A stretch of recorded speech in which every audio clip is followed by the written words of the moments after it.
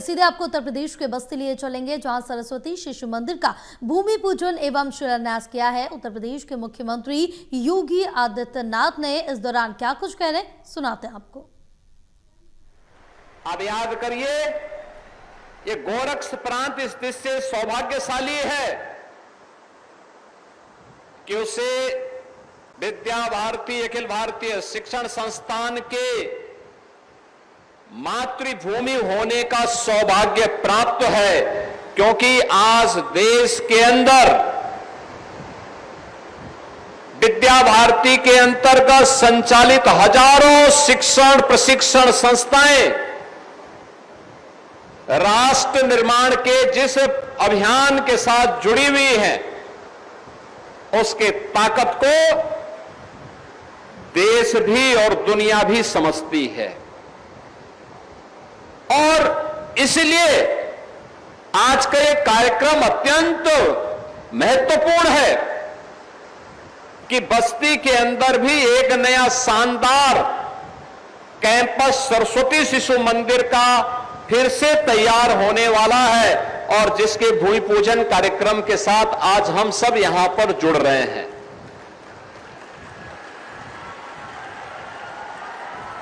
भारत के अंदर भारत की शिक्षा कैसे होनी चाहिए,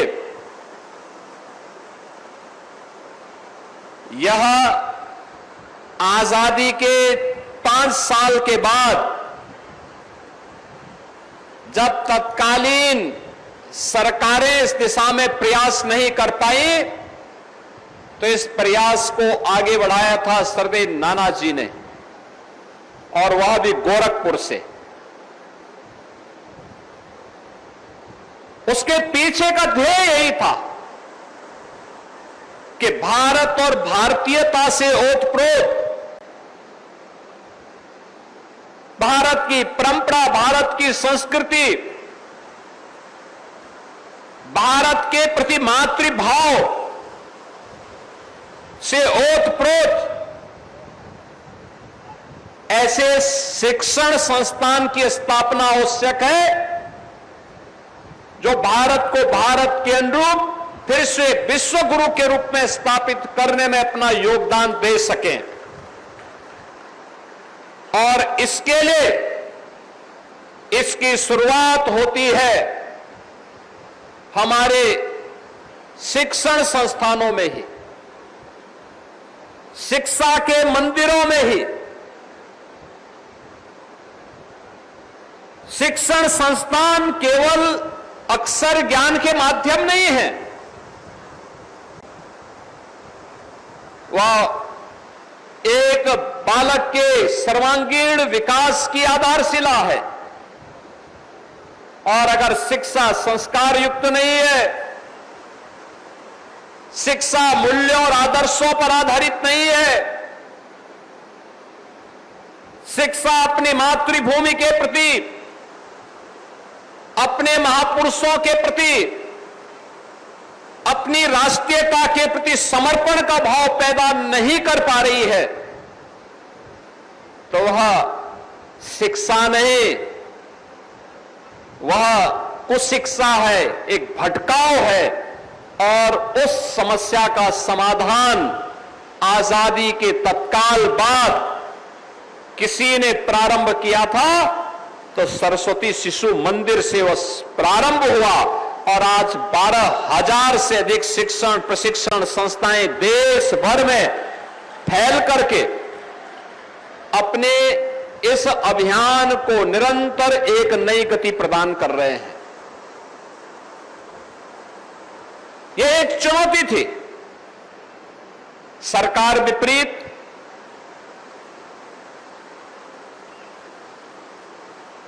लेकिन उसमें हमें कार्यक्रम करना है। पाठ्यक्रम सरकार तैयार करती है,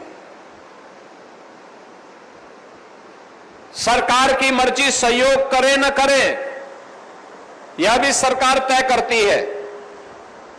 लेकिन बिना सरकार के सहायता के अपने दम पर, अपने स्वयं सेवकों के सहयोग से भारतीयता के प्रति अनुराग रखने वाले उन भारत के नागरिकों के माध्यम से सरस्वती शिशु मंदिर ने इस कार्यक्रम को आगे बढ़ाया। जब पक्की बाग में गोरखपुर में पहला सरस्वती शिशु मंदिर स्थापित हुआ था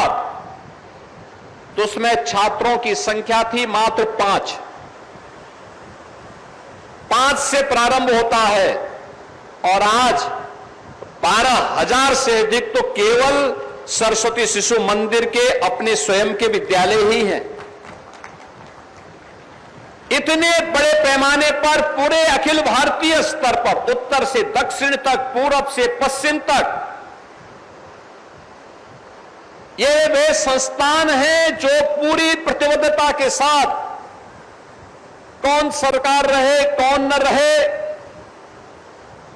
पाठ्यक्रम सरकारें क्या दे रही हैं इसकी परवाह किए बगैर बच्चों के अंदर भारत और भारतीयता के प्रति एक नागरिक के रूप में उन कर्तव्यों का बोध कराने के लिए, भारत को सुयोग्य नागरिक बनाने के लिए अपने इस राष्ट्रीय दायित्व का ईमानदारी पूर्वक निर्वहन कर पा रहा है। और यही कारण है कि सरस्वती शिशु मंदिर से निकले हुए छात्र आज जीवन के प्रत्येक क्षेत्र में समाज को नेतृत्व भी दे रहे हैं, समाज का मार्गदर्शन भी कर रहे हैं और समाज को एक नई गति देकर के प्रधानमंत्री मोदी जी के विकसित भारत के उस संकल्प के साथ जुड़ते हुए पूरी प्रतिबद्धता के साथ दिखाई दे रहे हैं। याद रखना, कोई भी देश शक्तिशाली हो, समर्थ हो, आत्मनिर्भर हो, इसकी शुरुआत होती है शिक्षा से। दुनिया के अंदर जब समृद्धि की चर्चा होती है और उनके द्वारा जो पैरामीटर तय होते हैं, उस पैरामीटर में सबसे पहला पैरामीटर आता है शिक्षा। शिक्षा कैसे होनी चाहिए, शिक्षा के पीछे का उद्देश्य क्या होना चाहिए। शिक्षा के बाद फिर स्वास्थ्य को प्राथमिकता दी जाती है, स्वास्थ्य के बाद कृषि और जल संसाधन को प्राथमिकता दी जाती है। इसके उपरांत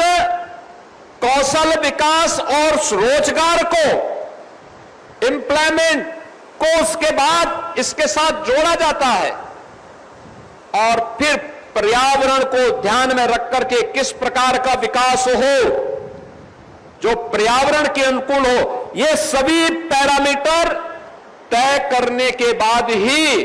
ये तय होता है कि अगर ये पैरामीटर आप तय कर रहे हैं तो समग्र विकास के इन लक्ष्यों को प्राप्त करने में सफल हो पाएंगे। और समग्रता के उस लक्ष्य को प्राप्त करने की मंशा के साथ